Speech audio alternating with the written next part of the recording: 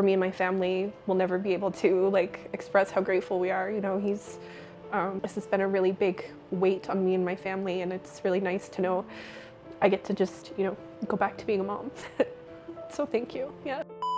A few years ago, I found out that I had a mass in my chest where the thymus gland usually is. We had moved to Guangzhou. Well, I had started asking around, like, does anybody know of a thoracic surgeon or somebody who would have experience dealing with, you know, these kinds of masses, because they're pretty rare. That I found Professor He. He has such an amazing reputation here in China, but also internationally, and so I just felt really grateful that I had found him, and that he was going to be the one that ultimately did my surgery.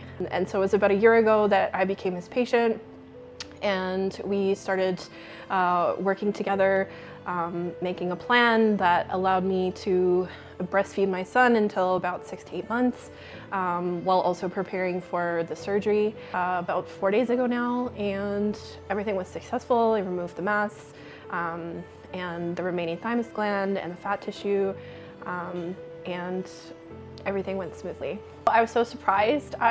From what I had read online, I expected to not be very mobile for a few days. I expected there to be quite a bit of pain, but I learned that Professor He has this, like, his own expectation for his patients that isn't just medicine-based, but also like beginning physical therapy right away, which I did the day of my surgery. So I had my surgery in the morning, and then in the afternoon I had the physical therapist in, and we were immediately working on breathing and expanding the lungs and getting the diaphragm working. So the process afterwards has been so much easier than expected.